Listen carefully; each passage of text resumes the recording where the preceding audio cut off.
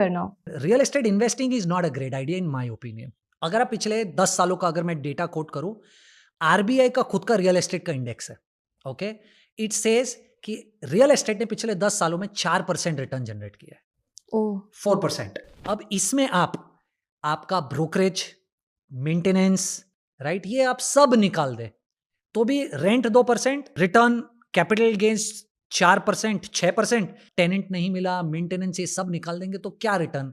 Positive ही रहेगा कि negative ही हो जाएगा? आई थिंक इन्फ्लेशन को तो फिर भी बीट नहीं कर पाएगा। या correct. Plus at the same time ticket size बहुत बड़ा है, at the same time liquidity नहीं है। मान लो आपको कल पैसा चाहिए तो आप रियल एस्टेट मार्केट प्राइस पे बेच ही नहीं पाओगे। कि अगर आप बहुत वेल्दी हो और आपको ईएमआईज भरने का प्रॉब्लम नहीं है, आप भर दोगे आपके कैश फ्लो से, then you can leverage. What do I mean?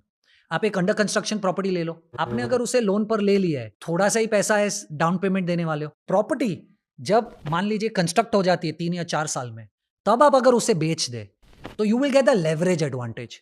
तो मान लो आपने 20% पैसा इन्वेस्ट किया है, राइट, और 3 साल में वो प्रॉपर्टी बन जाती है, आप उसे बेच देते हो तो आपको तो रिटर्न पूरे 100% पे मिलेगा, पूरे घर की वैल्यू पे, जबकि आपने निवेश किया 20%, 30 या 40%। But for that you have to be wealthy enough, वहाँ तक पहुँचना भी है। right? So depends on who you are.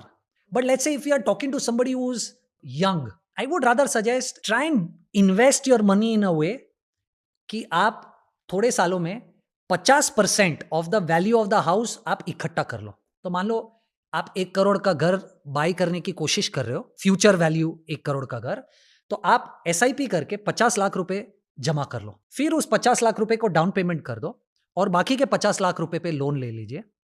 अब मैं ये क्यों बोल रहा हूं? यू आर यंग, आपकी सैलरी बहुत लिमिटेड है।